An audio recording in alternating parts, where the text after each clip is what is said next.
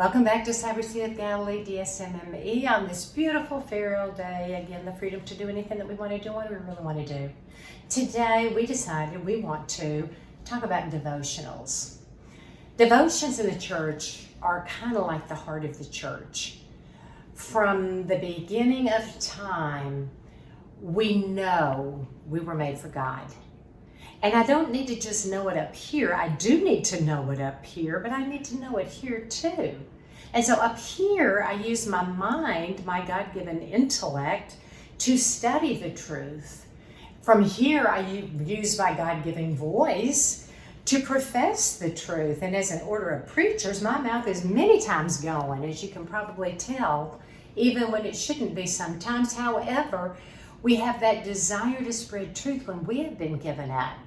But I will only spread it to the extent it resides in my own heart. Do I really believe? That comes on your knees. That comes with prayer.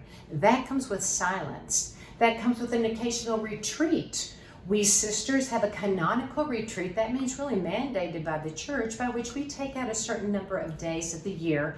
And we don't necessarily go away as in some other place, but the whole house, the whole mother house, becomes silent. We have constant Eucharistic adoration. We become more in love with Jesus. And that's the whole goal of all of our lives, my life and yours too. And so we have to have those times. In your house, do you have a special little space wherein you and your friends, when they come over, if your parents, certainly your children, just whomever, and if you're by yourself goes to as a holy place. So this is in my office, and these relics and these statues are Lady of Fatima, and here we have St. Joseph, here we have my parents who I believe are in heaven, here we have Padre Pio, here we have our Lord's face, here we have relics and candles, and believe me, I have a lot more in other places too. So, the devotions that we have are kind of like the little things that we carry in our heart that keeps the fire aflame. If you love someone and you don't have any pictures of this person or nothing from this person, then I would question, did you love them? Even Christ understood this. Why do I say that? Because he gave himself to us in the Holy Eucharist. Meaning every single day he wanted to be with us. Not as a devotional, but as a human, divine human person. And where did he get that humanity? From the Mother of God. So she too had that outreach of, I want to give God to others.